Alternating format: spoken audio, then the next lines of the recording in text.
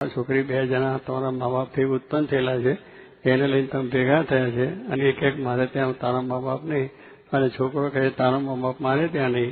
આવી એ સંસ્કૃતિ જ આપણી. તારા મા બાપ કહે ને પાલવો, તમને મોટા કર્યા છે તો તમે પાલવો એમને. અને છોકરા છોકરી ભેગા થયા પછી છોકરાના મા બાપે છોકરીના મા બાપ અને છોકરીના મા બાપ એટલે છોકરાના મા બાપ, આ સંબંધ જોડાઈ ગયો. પછી એને તો કારક મારે ત્યાં નહીં, એ આપણી સંસ્કૃતિ નથી. એટલે આ સંસ્કાર આપણે સાચવવા જોઈએ કે મા બાપ આયા વડીલ છે, ગયડા છે, વ્રત છે, ગયડપણના સ્વભાવ પણ વિચિત્ર થોડા હોય છે, એ પણ એક મુશ્કેલી છે. પણ છતાંય આપણે જેટલું બને એટલું એ લોકોને માટે તિરસ્કાર ભાવના છોકરીએ પણ ના હોવી જોઈએ, છોકરાવાળાએ પણ ના હોવી જોઈએ કે આવે તેનો સત્કાર થાય, રાખવું, કરવું, બીજું. એટલે ત્યાં પણ પ્રશ્નો થાય છે. એટલે લગ્ન કરવાની અંદર આપણે કંઈ ના નથી, પણ તમે કરતા પહેલા બહુ વિચાર કરીને માતા પિતાને રજા લઈ અને પછી આગળ. બીજું કે પ્રસંગીની અંદર પછી અહીંનું પ્રસંગ કરી નાખે, એ પણ આપણે વિચાર કરીએ કે ભાઈ મા બાપને આ સંસ્કૃતિ ગમે નહીં. અને આપણે સત્સંગ સમાજની દ્રષ્ટિએ, આપણે ધર્મની દ્રષ્ટિએ પણ તમે જુઓ કે ધર્મ, આપણો ધર્મ જુદો છે, હિન્દુ સંસ્કૃતિ આપણી છે અને એ આપણો ધર્મ છે. એ આપણને આ રીતે કહેતો જ નથી કે આપણે એકથી બીજાની અંદર તમે તમારો જે સમાજ છે, અગર તો જે રીતે આ સમાજને આપણે અનુકૂળતા એકબીજાની હોય તો કરવું જોઈએ. આજે લોકો પોતાની સંસ્કૃતિ સાચવવા માટે આવા જૂ લોકો છે એ હજુ પોતે પોતાની રિચ્યુઅલ બધા સાચવે છે, હજુ પણ સાચવે છે લોકો, અને એના ધર્મને પણ પૂરી રીતે સાચવે છે. અને પોતાની આ પ્રમાણે બીજી સંસ્કૃતિ આવી ના જાય તો લગ્નમાં પણ એ લોકો વિચાર રાખે છે કે ભાઈ આપણી સંસ્કૃતિ એમાં હોય એમાંથી જ લગ્ન કરવા, એ રીતે જ આપણે ચાલવું, એવી દરતા સાથે હજુ ઘણો સમાજ એવો હોય છે. તો આપણે પણ એ છે કે ભાઈ આપણા ગુજરાતના હોય તો ગુજરાતના, તે હિન્દી સમાજ તો હિન્દી સમાજના, પણ એ માટેનો થોડું રાખવું.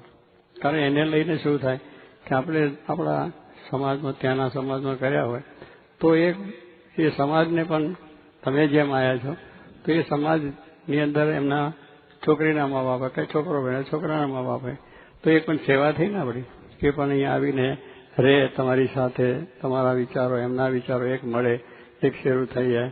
તો એ પણ છે કે જેટલું બને એટલું આપણે આપણા સમાજ છે, ગુજરાત સમાજ છે, જેને કોઈ હિન્દીનો સમાજ હોય તો એ ત્યાંનો સમાજને પણ આપણે ત્યાં એકલા રહે અને દુઃખી થાય ને કંઈ થાય એને કરતા અહીં આવે તો એ પણ એક સેવા છે. તો એ પણ આપણે કરવું જોઈએ. કદાચ ના આવી શકે તો પણ આપણે અહીંથી પણ એમને સારી રીતે સેવા કરી શકીએ, તેમની આપણે ખબર રાખી શકીએ, એ પણ હોવું જોઈએ. પણ એ તો કહેશે મારે લેવા દેવા નથી, કારણ કે છોકરો એના મા બાપની સેવા માટે પૈસા મોકલે તો છોકરીને દુઃખ થાય કે ત્યાં તમે કેમ પૈસા મોકલો, તો તું તારા મા બાપને મોકલે છે એનું શું થાય? પછી એની મા બાપને મોકલતી હોય અને અહીંયા આવે ત્યારે બીજાને વાંધો થાય. એટલે આ એક ભાવના છે કે મારા હગા જ નથી, મારા મા બાપ જ નથી, એવું થઈ જાય. હવે એનાથી છૂટા પડીએ આપણે, એ કેટલું બધું કહેવાય કે જેને આપણને જન્મ આપ્યો છે, જેને આપણને મોટા કર્યા છે, એ મા બાપને તો છેલ્લા શ્વાસ સુધી ભૂલવા જોઈએ નહીં. અને એ પ્રમાણે સેવા કરીએ. સર્વની વાત આપણે કરીએ છીએ કે એના મા બાપ વાંધણા થયા હતા તો એના મા બાપની સેવા કરી, ખભે બેસાડીને કરી. આપણી આ સંસ્કૃતિ એને આપણે બતાવી. તાર કહેવાનું શું કે આ સંસ્કારો આપણે જરા મળે એને માટે લગ્ન કરતા પહેલાં તમારે આ બધો વિચાર કરવાનો છે. અને એ વિચાર નથી થતો અહીંનો જે સ્વીકારવાથી પછી ઘરમાં ક્લેશ થાય છે. કારણ કે બે પતિ પત્નીને થાય, છોકરાના મા બાપમાં એ તો છોકરી ના પાડે એટલે અંદર ક્લેશ થયો જ, છોકરીના મા બાપને એ છોકરો ના પાડે તો બે ક્લેશ થયો જ.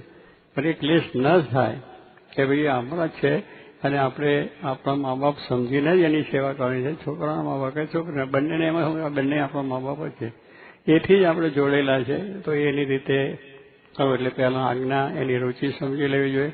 આયા પછી પણ મા બાપ સાથેના સંબંધો આપણા સચવાય. પતિ પત્નીની અંદર પણ સંબંધો એવા સચવવા જોઈએ કે મેં કહ્યું ને પતિ પત્ની એ સીતાના જેવું. શ્રીજી મહારાજે શિક્ષાપત્રીમાં લખ્યું છે કે પોતાનો પતિ રોગી એ હોય તો પણ એની સેવા કરવી. અને પતિ પાછું સમજવા તો એકલું પતિનું લખ્યું એટલે પતિવ્રતાના ધર્મોને આપણે વાત કરીએ કે એને પ્રતિવ્રતા ધર્મ રાખવો જોઈએ, પતિને બરોબર સાચવો. પતિ પછી એનો ધર્મ સાચવવું નહીં હોય. સતીના ધર્મ, સત્તાના ધર્મ ખરા જ નહીં. એને પત્ની જાણે એક નોકરડી લાયા હોય, નોકરડીની માટે કામ કરાવતા હોય કે પત્ની લાયા એટલે જાણે મારી નોકર હોય અને મારા આધીન એમ કરીને ઘરનું કામ બાજ બીજું એવી રીતે લે.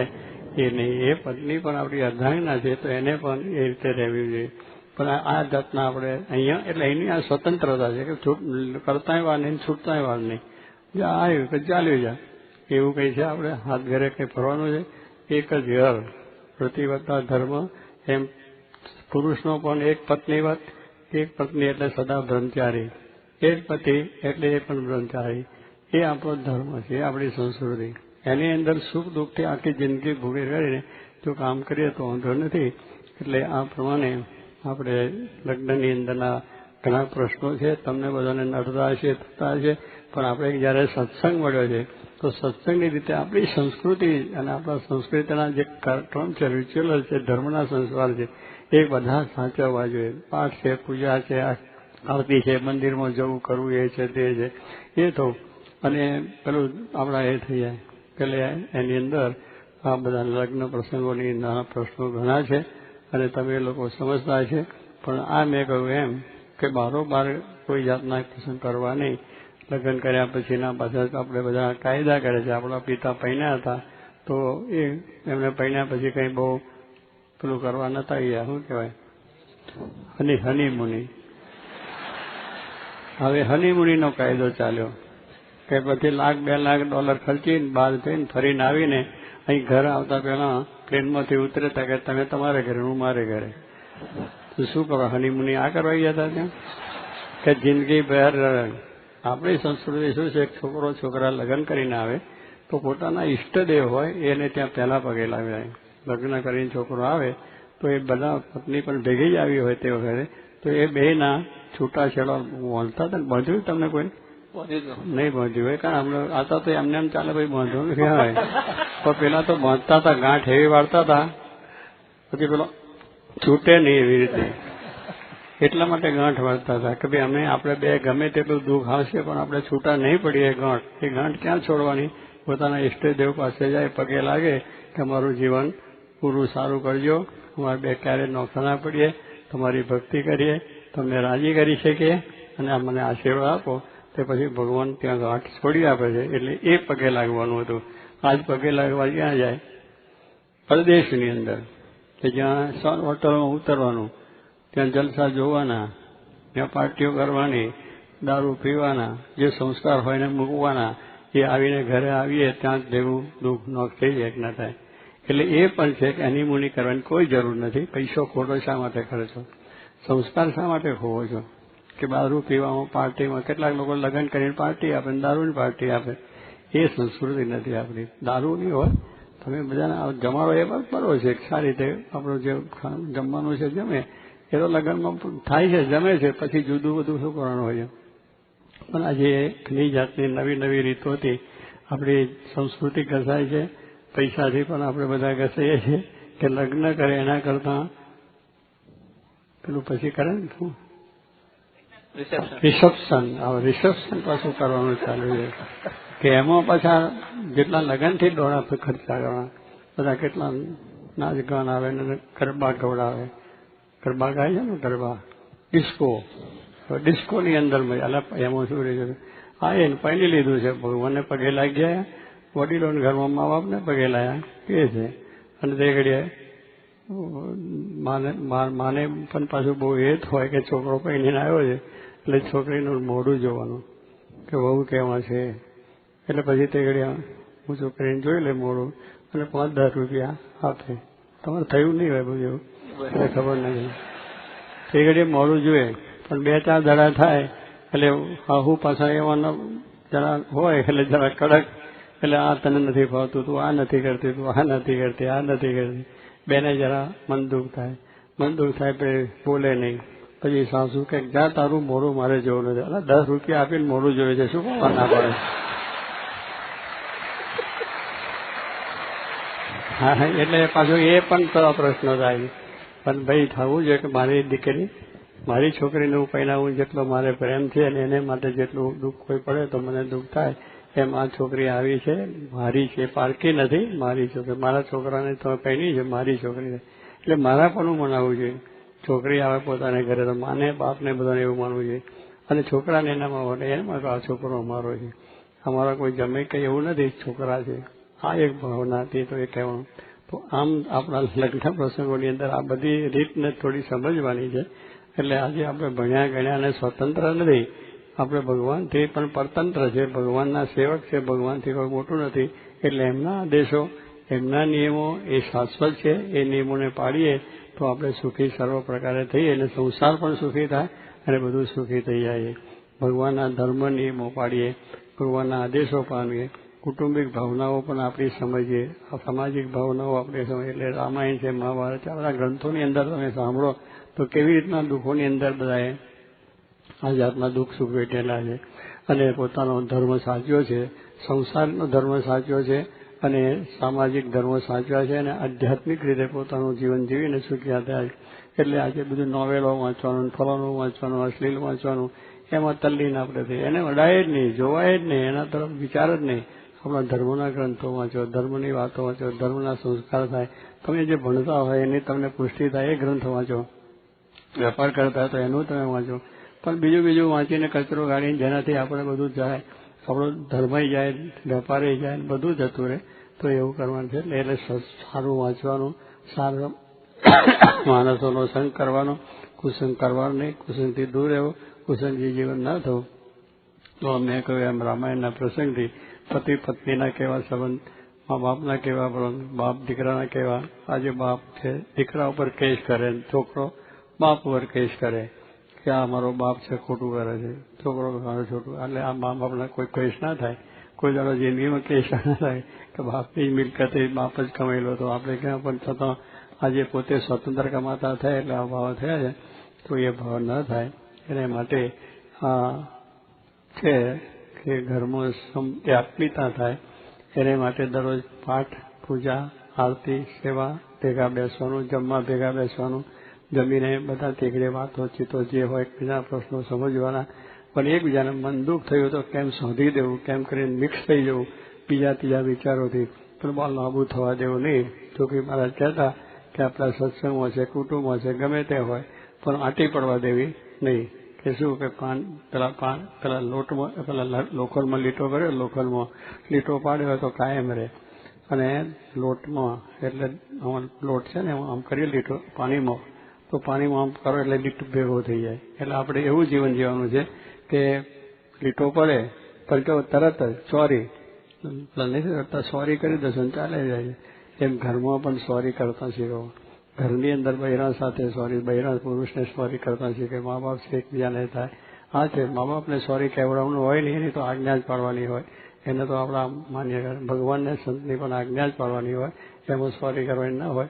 પણ આ એક વાત છે તો એની અંદર પણ આપણે એવું કરવું કે જેથી કરીને વાંધો ના હોય. એટલે આપણા સમાજનું જ્યાં સુધી આપણને દેશનું હોય કે પરદેશ તો ભણેલું જોઈએ, ગણેલું જોઈએ, રૂપાળું જોઈએ, આવું જોઈએ, તેવું જોઈએ. બધા આપણે કેટલા રૂપાળા છે, બીજા તમે કેટલા રૂપાળા. જે હોય સારા ગુણવાન, જેમાં સારા ગુણ, સારા સંસ્કાર હોય, દારૂમાં એના ઘરમાં ન થતું હોય, એના સંસ્કાર સારા હોય તો આપણે કરી લેવાનું છે, એમાં કંઈ વાંધો નથી.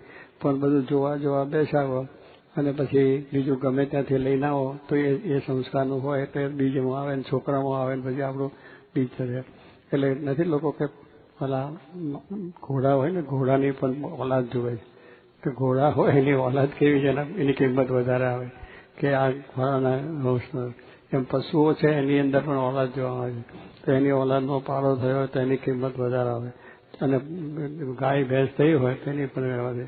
એમ જો પશુઓને બધાની અંદર ઓલાદ, કૂતરાની ઓલાદ નહીં જોતા, અહીંયા કૂતરાની ઓલાદ જોઈને લાખ રૂપિયાનો કૂતરો લઈ આવે તો એટલે એ જુએ છે. તો તમે તમારી ઓલાદને તો જુઓ તો ખરા કે આ કોણ કે ક્યાંની સંસ્કાર છે, ક્યાંની છે.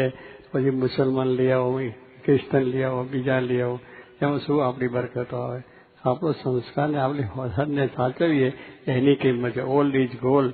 એમ આપણા સંસ્કાર જે છે એને આપણે સાચવવા, એ રીતે સાચવવા, એનો અભ્યાસ કરો. રિસર્ચ બધા કરો છો તમે તમારી રીતે, તમારા સંપ્રદાયનો, તમારા ધર્મનો, તમારા કુટુંબનો, પરિવારનો રિસર્ચ કરો કે કેવી રીતે આપણું કુટુંબ શું છે, એનું ખાનદાની. કેટલાક તો ખાનદાની પોતાની સાચવવા માટે પણ બરોબર રહેતા હોય છે. કોઈ આ ખાનદાન માણસ છે, કોઈ દાડો ફરે નહીં.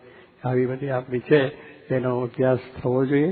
અભ્યાસ કરો, પૈસા કમાવો, બધું જ કમાવો, પણ આપણું જે સંબંધો છે એને આપણે રિસર્ચ, આપણી પરંપરા કેવી રીતે ચાલી છે, કેવી રીતે આવ્યા છે, એ સમજીને કરજો તો ઘરમાં શાંતિ છે, બહારે શાંતિ છે, અંતરમાં શાંતિ છે અને ભગવાનની શાંતિના આશીર્વાદ થશે. બાપા આપે બધી અમને જે માર્ગદર્શન આપ્યું, આપે જે માર્ગદર્શન અમને આપ્યું હમણાં, પણ એમાં આપે કીધું ને કે પાત્ર કઈનું ખોરું, અમેરિકાનું દેશનું લાવું. અમેરિકા હોય કે પાત્ર દેશનું હોય, આપણે આપણા સમાજનું જે છે એને જોડવું. કારણ કે દેશમાં અત્યારે ભણી ગયેલી છોકરીઓ ઘણી હોય છે, પણ છતાં છોકરાને ગમતું નથી કે દેશનું નહીં, અહીંનું જ જોઈએ. અહીંના ગુજરાતી હોય, સંસ્કાર આપણા જ હોય, પણ પ્રસંગે એની કરો એની ના નથી, પણ પેલા કદાચ એવા આપણને હોય તો લાવવામાં વાંધો નથી એમ. કેટલાને આજે એમ છે કે દેશી ગમે નહીં, પરદેશી ગમે. એટલે પરદેશીને કોણ ના મળે? પરદેશી એટલે આપણા સંસ્કારવાળા. અહીંયા આપણા સમાજ બધો ઘણો આવ્યો છે, આપણા કુટુંબો ગણાયા છે, આપણા સમાજના બધા આવ્યા છે, ગુજરાતમાંથી બધા આવ્યા છે. એની જોડે આપણે સંબંધ થતો હોય તો ત્યાં ગુજરાતમાંથી પણ જો મળે, આપણા સમાજમાંથી જો મળે તો ત્યાંથી લાવવામાં વાંધો નથી. એને માટે આપણે એને રિજેક્ટ નહીં કરવું જોઈએ. એને પણ પ્રસંગી કરી એને લાવવાથી એક તો સમાજની સેવા થશે, મા બાપને બધાને આપણે અહીંયા આવશે તો આપણો એક સમાજ વધશે, લોકોને બધાને પણ નાથ વધારે છે. એમાં આપણે પણ એવા કુટુંબ આવે તો સારું. એટલે દેશનું હોય તો અહીંયા રહેતા હોય ને, દેશનું હોય તો વાંધો નથી. પણ પેલું છોકરાઓ કેટલાક છે કે અહીંનું જ પ્રસંગ કરે, ભણેલા ગયેલા છોકરીઓ ત્યાં તો અભણ આવે છે. ભાઈ ત્યાં હાલ તો સારી ભણેલી છે, સારી ડિગ્રીઓ મેળવી છે, પણ અંગ્રેજી કદાચ ઓછું હોય પણ એ તો અહીંયા આવે તો અંગ્રેજી થઈ જાય, અંગ્રેજી બોલતા આવડી જાય. ઘરમાં બોલાવ્યું આપણે ગુજરાતીની શાખા વાત કરવી પડે, તમે ગુજરાતી ઘરમાં બોલો તો ગુજરાતીના સંસ્કાર છે. અંગ્રેજો ભણવાના છે, એમ એક જરા છોકરી આવી હોય તો એ અંગ્રેજો બધું વાતાવરણ બોલતા શીખી જશે, પણ અંગ્રેજી જ બોલતા જોઈએ એવું પછી બોલો નહીં. પણ થોડી ભણેલી હોય, કેટલાક ગ્રેજ્યુએટ થયા હોય છે, સારી ડિગ્રી પણ મેળવી હોય છે, એટલે એવી રીતનું જો હોય તો એની પણ પસંદગી કરવી અને એને પણ વધારે મહત્વ પણ આપવું. અહીંયા પણ જે આપણા સમાજનું દેશનું હોય તો અહીંને પણ મહત્વ આપો. ત્યાંનું પ્રસંગ ના આવ્યું તો અહીંનું પણ પછી લાંબુ 25 વર્ષ લાંબુ નહીં કરવું. કાં તો છોકરાને જોઈને 25 વર્ષ 32 વર્ષ 35 વર્ષ થઈ જાય પછી શું મળે? પછી જેમ તેમ જેવું તેવું ચલાવવું પડે.